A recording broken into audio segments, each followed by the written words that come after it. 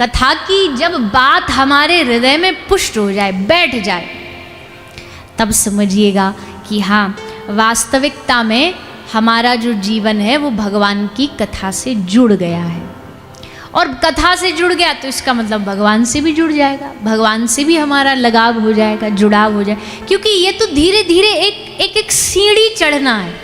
अब आदमी कहे मैं तो आज ही पहले सबसे ऊपर छलांग मारूं और सबसे ऊपर पहुंच जाऊं। अक्सर हमारा यही तो होता है। संतों के पास गए, कथा सुनने गए, हमें क्या लगता है 2 दिन कथा सुनी नहीं और हमें लगा कि आहा अब तो हमसे बड़ा कोई भगत नहीं। जैसे आदमी 2 दिन एक्सरसाइज कर लेना तो चाहे हो चाहे ना हो, पर उसे भीतर से हल्का हल्का फील होने लगता है कि हम तो पतले हो गए। 2 दिन में ही उसे लगने लगता हम तो पतले हो गए। एक दिन नेक्स्ट ही फूंक मार ले तो उसे लगता है अब तो धरती के सबसे हल्के आदमी हम ही हैं, अब तो पतले हो गए। तो वही हालत हम सब की है।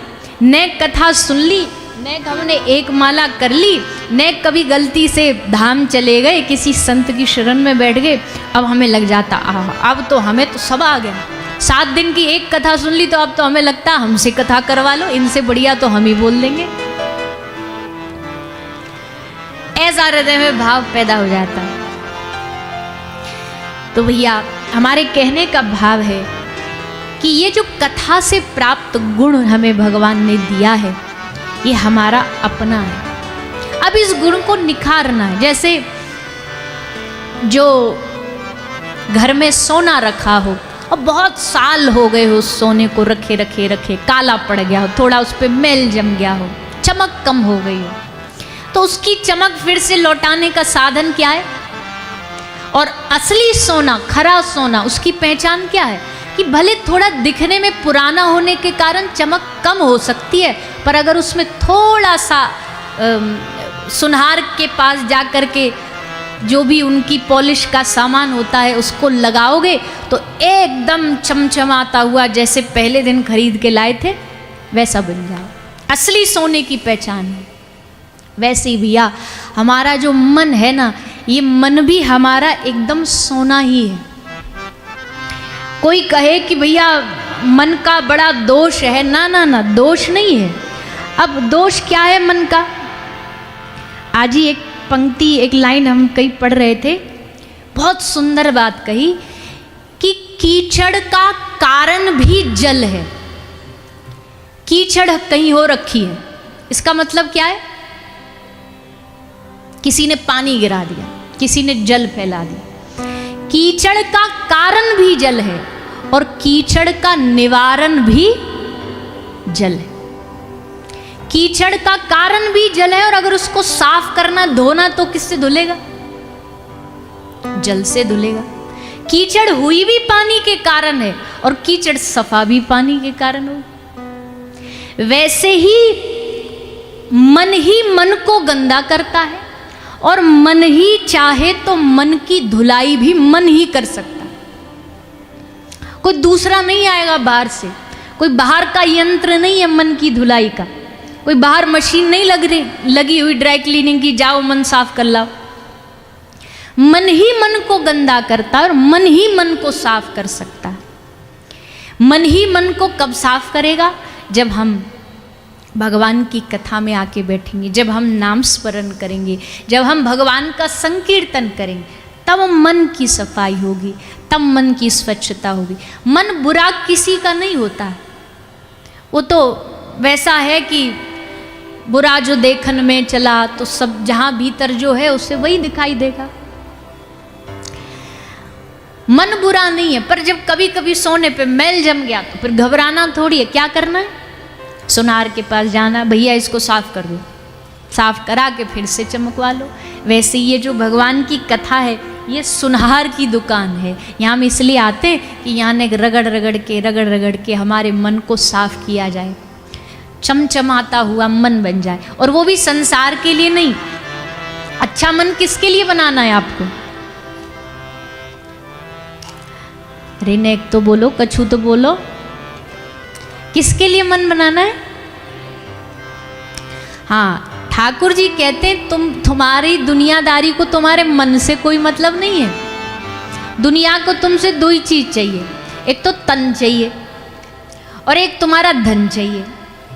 मन से कोई मन पता भी नहीं होता लोगों को कि आपका मन कहाँ लगा, वो तो ठाकुर जी के अलावा कौन जानता है।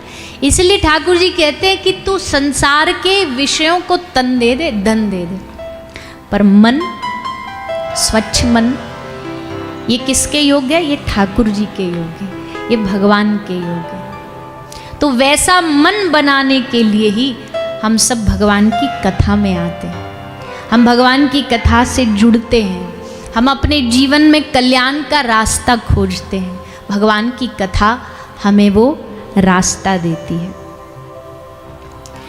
तो ऐसी कथा जो हमारे हृदय, हमारे चित्त में छुपे हुए भाव को पुनः प्रकट करती है। जैसे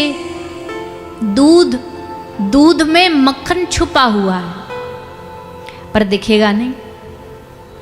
देखने के लिए, उसको निकालने के लिए क्या करना पड़ेगा? उसका मंथन करना पड़ेगा। मथनी लेकर के जब मंथन होगा तो हमें वो दूध से माखन प्राप्त होगा। ठीक वैसे ही यहाँ जितने आप लोग बैठे, संसार में जितने लोग बैठे, हम कहते हैं नास्तिक तो दुनिया में कोई है ही नहीं। सबको भगवान पे हो सकता है किसी को ज़्यादा भरोसा हो, किसी को नहीं थोड़ा सा कम हुआ। अभी जीवन में धक्के कम लगे इसलिए भरोसा कम है। जब धक्के ज़्यादा खाएगा तो अपने आप उनकी शरण में पड़ेगा। जब गिरेगा माथा वहाँ चरणों में तो तब होश आएगा कि हे प्रभु, संसार देख लिया, अब हमें अपना बनाइए, अब हमें स्वीकार करिए। दुनिया में बहुत ठोकरें खा ली, अब पता चला कि आपसे बढ़कर हमारा कोई भी हितैषी नहीं। दुनिया वालों ने हमारी खूब परीक्षा ली पर अब पता चला। श्री गुरु नानक देव जी कहते हैं, प्रीतम जान लियो जग माही, प्रीतम जान लियो जग माही, अपने सुख से ही जग बांध्यो कोहू काई को नाही। अपने सुख से ही जग बांध्यो कोई काहू को नाही, सुख में आन मिले सब बैठत। सुख में सब आ जाएंगे तुम्हारे पास, जी हम भी हैं जी, अरे अरे आप तो हमारे बचपन के मित्र हो। सुख में आन मिले सब बैठत, रहत चहूं दिसी घेरे, विपत्ति पड़ी सब ही संग छाड़त, को न आवत नेरे। गुरु नानक देव जी कहते हैं कि विपत्ति पड़ी तो तुम्हारे अपने सगे संग छोड़ देंगे, को न आवत नेरे। कोई तुमको वो दूरबीन देख के भी ढूंढोगे ना, कौन हमारा अपना भैया कौन है, कोई ना दिखेगा, कोई अपना नहीं दिखेगा। तब उस समय जब कोई नहीं दिखेगा तो कौन दिखेगा? उस समय हमेशा याद रखना, जब कोई ना दिखे तो उस समय केवल और केवल ठाकुर जी तुम्हारे संग खड़े होंगे। उनसे आशा लगाना, उनसे विश्वास लगाना। अभी हमारी दिक्कत यह है कि हमें विश्वास दूसरों पर तो पूरा पूरा है, पूरा पूरा भरोसा है, पूरा विश्वास, लेकिन अपने ठाकुर जी पर विश्वास की बात आए तो बार बार घबरा जाते हैं, बार बार डगमगा जाते हैं। इसलिए ये कथा हमारे विश्वास को बढ़ाएगी, ये कथा हमारे भगवान के प्रति विश्वास भरोसे को बढ़ाएगी। हम तो अपनी कथा, हमसे कोई कहे कि भैया कथा का सार बताइए, अच्छा भरोसे का मतलब भी समझो। जब हम विश्वास की, भरोसे की बात करते हैं ना, तो अब आजकल लोग संतों पर, कथा वालों पर उंगलियां तो खूब उठाते ही उठाते, ये कोई नया तो बचा है नहीं, खूब घेरे रहते हैं। अच्छा कोई उनके संग एक आध कोई सिक्योरिटी वाला गार्ड वार्ड देख ले तो अरे इनको भगवान पे भरोसा है, खुद को अपनी जान का तो डर है, संग लेके घूमते। भैया कुछ ना व्यवस्थाएं भी होती हैं।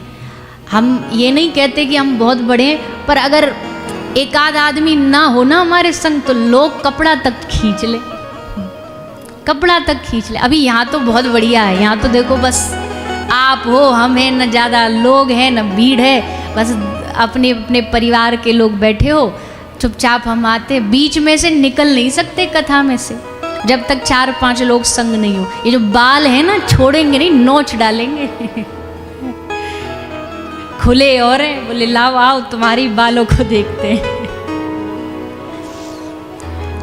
कभी ऐसा मौका कभी कभी पड़ जाता है हमारा कि भाई कोई जो संग रहते हैं थोड़ा बाहर चले गए और कोई मिलने आ गया तो हमारा हृदय घबराने लगता है। काहे को?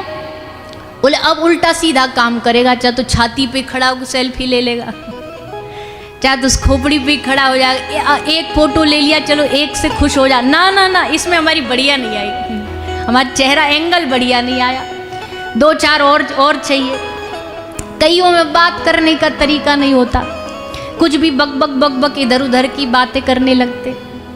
तो भैया ये ऐसा नहीं कि कोई हम दिखावे के लिए लोग संग में रखते हैं कि भाई देखो हमारा कितना वैभव है। नहीं नहीं, वैभवता के लिए नहीं, कभी कभी आवश्यकता भी होती है, कभी कभी जरूरत होती है, पर इसका मतलब ये नहीं है कि ठाकुर जी पे भरोसा नहीं, भगवान पे भरोसा ना रखेंगे तो कैसे जिएंगे। ये दुनिया भगवान भरोसे ही तो चल रही है, ये संसार भगवान भरोसे ही तो चल रहा है। रात को हम सोते हैं, चैन की नींद सोते, किसके भरोसे पे सोते? कभी रात को टेंशन हुई सोते सोते, पता नहीं सुबह सूरज निकलेगा कि नहीं, कहीं दुनिया खत्म हो गई तो, अंधेरा ही रहा तो सुबह। कभी सोचा है ऐसा आपने? चैन की नींद सोते क्योंकि पता है सुबह 6 बजते ही सूर्योदय हो जाएगा अपने आप, सांझ होते ही अपने आप धीरे धीरे सब अंधेरा हो जाएगा। प्रकृति सब काम अपना कर रही है, ऑटोमेटिकली कर रही है, सब अपने आप चल रहा है, हमको करने ऑन ऑफ करने कुछ जाना नहीं पड़ रहा। भगवान भरोसे जीते हैं हम लोग सांस पर। ठीक है, माना कि कभी भी सांस छूट सकती है, पर फिर भी इस भरोसे से तो जीते ना कि अगली सांस आएगी। इस डर से थोड़ी ना जी रहे पता नहीं अगले घंटे मर जाएंगे कि नहीं, जीवित रहेंगे कि नहीं, सांस रुक जाएगी तो नहीं। तो भैया भगवान भरोसे जीने वाला व्यक्ति इस संसार में सबसे आनंदित व्यक्ति होता। हाँ, अभी हम बात तो कर रहे हैं भगवान के भरोसे की, पर अभी हमें पूरा भरोसा नहीं है तो पर थोड़ा थोड़ा है। अभी हमें अपने पर ज़्यादा गुमान है, अभी हमें विश्वास भगवान से ज़्यादा अपने आप पर विश्वास है। अपने आप पे विश्वास ज़्यादा है कि हाँ हम हैं तो घर चल रहा है, हम हैं तो हमारा जीवन चल रहा है। नहीं, संसार में भैया समय बदलने में, संसार में जीवन बदलने में, संसार में परिस्थिति बदलने में समय नहीं लगता, कोई समय नहीं लगता। खैर डराने के लिए नहीं कह रहे, पर तैयार हर आदमी को रहना चाहिए। झूठी माया झूठी काया, बस तेरा जो हरि गुण गाया, इसलिए भजले हरि का नाम रे बंदे। इस संसार से पार निकल करके भगवान के चरणों तक पहुंचने का यही एक रास्ता है कि जब तेरा तुझको अर्पण क्या लागे मेरा, ये भाव मन में पैदा, और मन में हो, जुबान पर नहीं हो। वैसे तो कह रहे तेरा तुझको अर्पण, वैसे भगवान को 5 रुपए की मिश्री चनौरी चढ़ा करके भी भगवान को एहसान जताते कि हमने तुम्हारे लिए प्रसाद भोग लगाया, हमने तुम्हारे लिए ऐसा किया, हमने तुम्हारे लिए वैसा किया। तेरा तुझको अर्पण क्या लागे मेरा, हम तो उनसे उधार लेकर के जी रहे हैं, हम तो उनका दिया गया प्राप्त करके फिर अपना जीवन चला रहे हैं। तो भैया ये भाव हृदय में जब पुष्ट होता है तब हमारे हृदय में भगवान के प्रति विश्वास मजबूत होता है, प्रबल होता है। और भरोसा ही भक्ति है, विश्वास ही भक्ति है। जितना हमारा विश्वास दृढ़ होगा भगवान के प्रति, भक्ति देवी उतना ही प्रगाढ़ होती चली जाएंगी। विश्वास बढ़ेगा कैसे? बोले बार बार भगवान की कथा को श्रवण करने से। आगे भागवत जी का जब प्रथम स्कंद आरंभ होता है उसमें एक श्लोक आता, निगम कल्प तरोर गलितम फलम शुक मुखाद अमृत द्रव्य संयुतम पिबत भागवतम रसमालयम मुहुरहो रसिका भुवि भावुका। बार बार सुनने से, एक बार से नहीं होगा, बार बार सुन, बार बार सुन, लगातार सुन। संसार में हम सारी चीज रोज, सब काम रोज ही तो करते हैं। स्नान रोज, नहाना रोज, खाना रोज और सोना रोज। टीवी देखना रोज, फोन चलाना रोज, नित्य का काम है हमारा।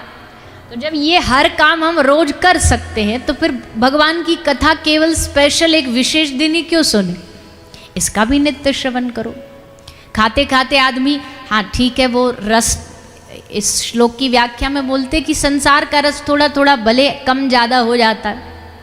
अब आम सबको पसंद होंगे, है कि नहीं है? हाँ, कुछ ऐसे भी महापुरुष होंगे जिनको नहीं होंगे, पर अब कितना भी पसंद है, बोले भैया आम का मौसम आ गया, बढ़िया आम खाएंगे, आम का जूस पिएंगे। पर आम का जूस कितना भी पसंद हो, कितना भी बढ़िया लगता हो, पर आम का रस कितना पी सकते हो? 1 गिलास, 2 गिलास, उससे आगे भी बढ़ सकते हो। और कहो तो कंपटीशन करवा दे शाम को हिम्मत हो तो बताओ, हमारे यजमान जी व्यवस्था कर देंगे कि भैया चलो लगो लाइन में, बताओ कौन ज़्यादा खाता है पीता है, और ऊपर से पैसा और धर दे शर्त में। अच्छा, कई लोग शर्त उनको स्वीकार तो कर ले, वो बदले में क्या मिलेगा? तो बदले में भी तो मिलना चाहिए। एक महाराज जी कथा सुनाते हैं ब्रज की, अपने मथुरा की। मथुरा में एक पंडित जी रहते थे, चौबे जी, मथुरा के पक्के चौबे जी विश्राम घाट पे रहते थे। अभी भी विश्राम घाट पे बड़े सारे पंडा और बड़े चौबे जी मिलते हैं, सब पूजन वूजन यमुना जी का कराते हैं। और खूब सारे गुजराती भक्त, मारवाड़ी भक्त और अलग अलग प्रांतों से सब लोग वहाँ जाते हैं, यमुना जी की पूजा अर्चना करते हैं। तो वहाँ पे कोई एक मारवाड़ी भक्त पहुँच गया, जा कर के उसने सुना था कि ब्रज के चौबे जी बढ़िया खा पी लेते हैं, मतलब उनका भगवान ने कुछ अच्छी कैपेसिटी दी है खाने की और पचाने की, तो खा तो कोई भी ले, पचे तो वो तब तो बात है ना। तो वो सेठ जी पहुँचे, यजमान जी एक चौबे जी से जा कर के, सच्ची घटना है, तो चौबे जी को जा कर के बोले चौबे जी हमने सुना है ब्रज के पंडित जी, पुजारी जी, पंडा जी बढ़िया अच्छा खा लेते हैं, पी लेते। बोले हाँ सेठ जी सब खा लेते। बोले ठीक है, हम एक शर्त रखते हैं। बोले क्या शर्त है? बोले 10 किलो रबड़ी खाना है। तो पंडा जी बोले कि शर्त तो मंजूर है, पर पहले ये बताओ बदले में रिटर्न में क्या मिलेगा? बोले 11,000 रुपया, और उस समय 11,000 बड़े भारी थे। तो बोले 11,000 रुपया और 10 किलो रबड़ी। पंडित जी बोले इससे बढ़िया सौदा क्या होगा, एक तो रबड़ी मिल रही हो, 11,000 रुपया मिल रहे, ये तो डबल प्रॉफिट है हमारा। अच्छा ठीक है हम कर लेंगे। बोले पक्का कर लो? बोले हाँ। बोले हमारी बस एक ही शर्त है कि हम 5 किलो रबड़ी खा के एक बार अपने घर जाएंगे और फिर वापस आएंगे और फिर 5 किलो खाएंगे। तो सेठ जी बोले ठीक है हमें मंजूर है भैया, 5 किलो ही खा लो तो ही का कम बड़ी बात है। तो आए सब लोग, बड़ी भीड़ लग गई। बोले पंडा जी रबड़ी खाएंगे, रबड़ी खाएंगे। 5 किलो रबड़ी खाई पंडा जी ने, और शर्त अनुसार पंडा जी घर गए।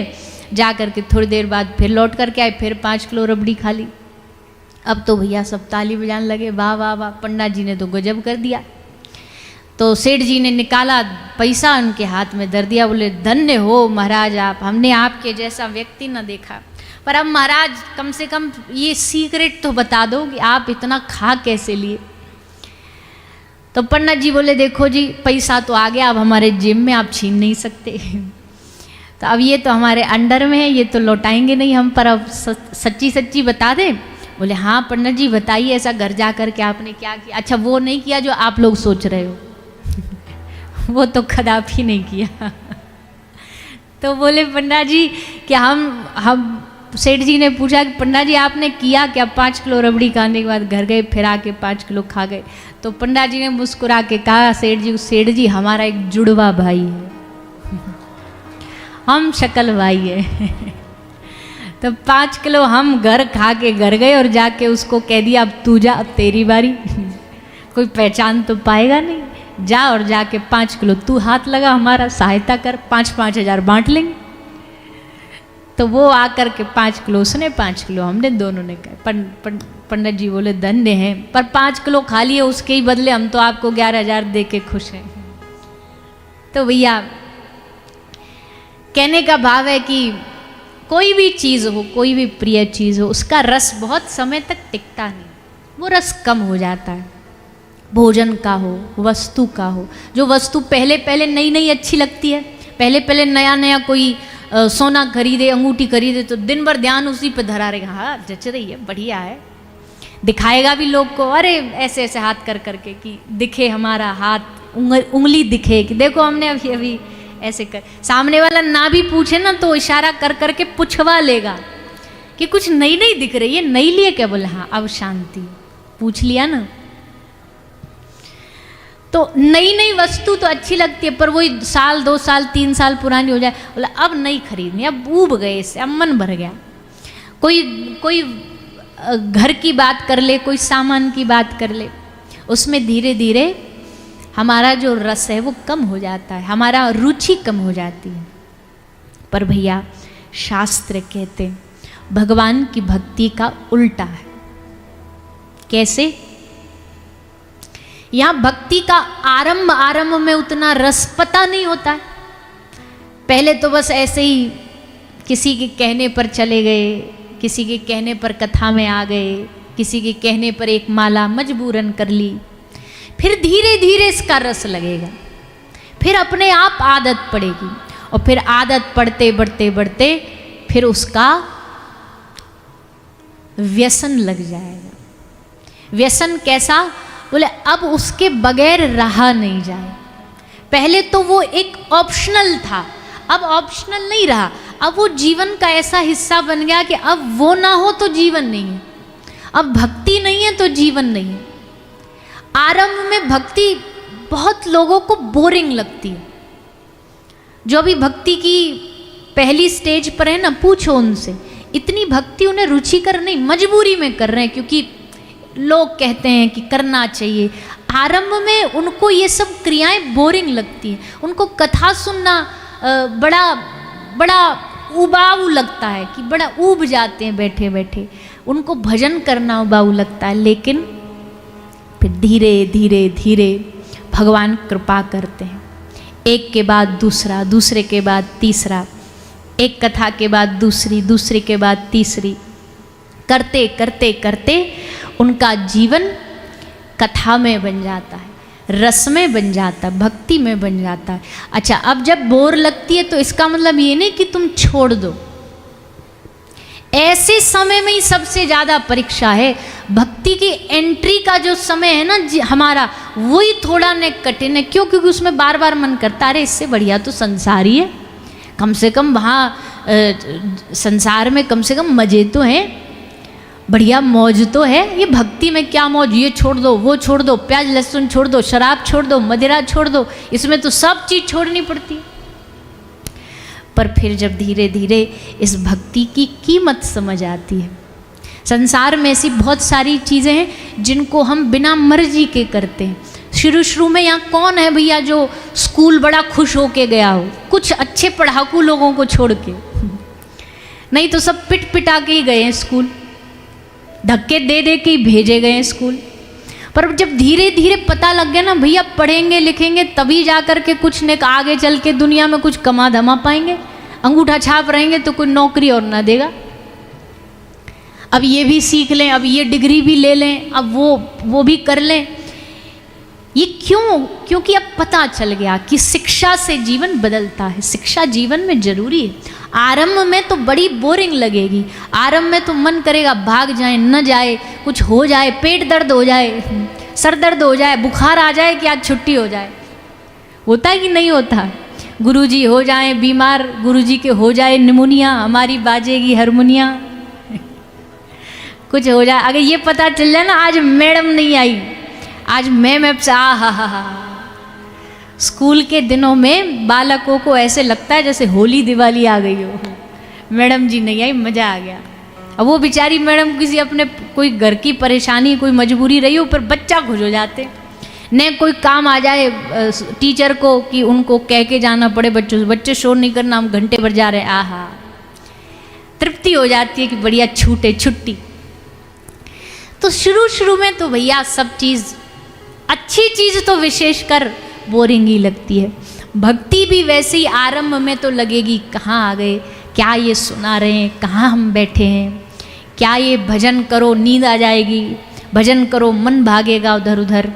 पर धीरे धीरे धीरे भक्ति का रस आने लग जाएगा, अनुभव आने लग जाएगा। और जब तक वो रस ना आए तब तक लगे रहो, चरई वेती चलते जाओ भक्ति के इस रास्ते पर, भक्ति के इस मार्ग पर। इस भक्ति की यात्रा को छोड़ना नहीं, किसी भी कारण से निराश होके ना छोड़ो। बहुत सारे लोग भजन इसलिए छोड़ देते, माला इसलिए छोड़ देते, बोले माला में मन तो लग ही नहीं रहा, तो फिर करके ही क्या करें। नहीं नहीं नहीं, शास्त्र कहता है तुम करते रहो, बिना मन के करते रहो, बिना भाव के करते रहो। तुम करो तो लगातार, तुम्हारे धीरे धीरे करने से अपने आप समय आएगा। दिन धीरे धीरे समय आएगा। आरंभ में भक्ति बोरिंग लगती है, करने में भी डर लगता है।